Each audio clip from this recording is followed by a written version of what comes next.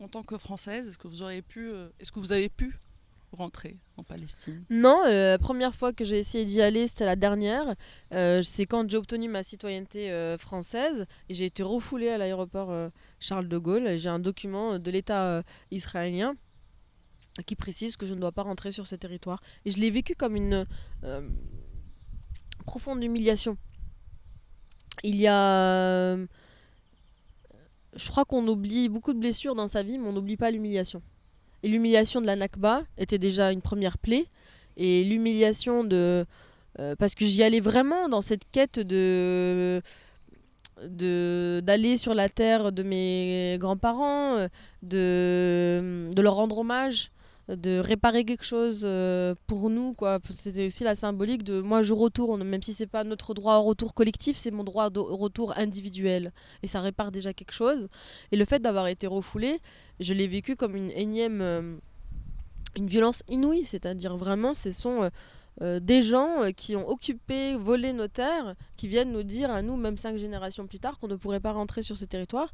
Et ça a déterminé aussi mon engagement. C'est-à-dire que cette humiliation-là, pour moi, c'est une plaie qui s'est ajoutée à toutes les plaies qu'on a déjà dans notre vie de réfugiés palestiniens. Et donc non, à ce jour, je n'ai pas pu y aller. Mais je crois que maintenant, c'est plus possible, hein, avec tout ce que je fais.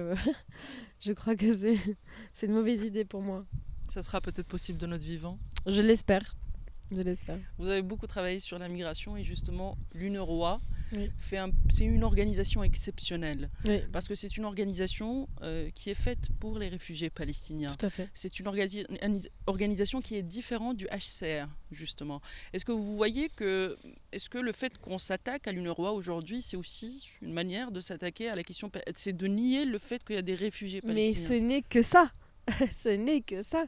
Aujourd'hui, la propagande israélienne travaille à démanteler l'UNRWA, notamment par les financements. On l'a vu que ils ont monté un dossier complètement bidon pour dire qu'il y avait des gens du Hamas qui avaient été impliqués dans l'attaque, des gens de l'UNRWA qui étaient impliqués dans l'attaque du 7. Or, on a compris, en fait, quelques semaines après, comme à chaque fois, que tout ceci reposait sur rien, que par ailleurs, si on en identifie quelques-uns, sachant que l'UNRWA a des dizaines de milliers d'employés, eh bien si vous les avez identifiés, dans ce cas, sanction individuelle. Je veux dire, quand on a un employé du HCR qui commet un crime ou qui participe, je sais pas, à des délits sur un terrain humanitaire, on prend des sanctions contre lui. On ne demande pas la fin des subventions du HCR.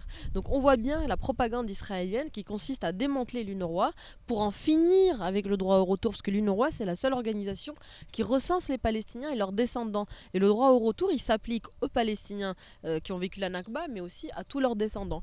Et c'est la hantise d'Israël, parce que c'est une donnée démographique qui leur fait extrêmement peur. Si le droit au retour est appliqué, déjà il y a la question de l'indemnisation et de la réparation, et en plus il y a la question de l'effectivité du droit au retour pour ces Palestiniens qui n'ont pas oublié leur terre, contrairement à ce qu'on croit, qui ne veulent pas être naturalisés. Moi j'appartiens quand même à ces générations.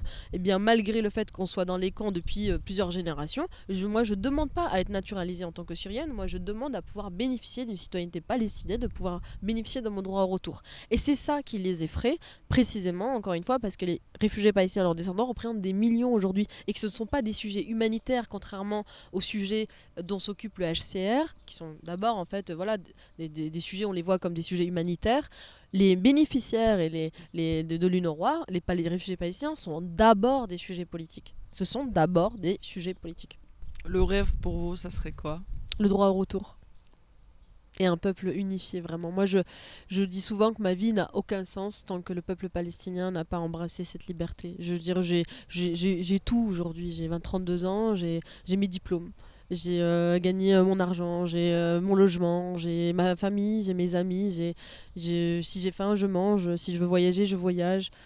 Et il me manque quelque chose. C'est-à-dire que rien ne comblera, je le dis souvent, aucun amour, aucune amitié, aucun confort, aucune carrière ne comblera cette quête que j'ai pour ce peuple palestinien.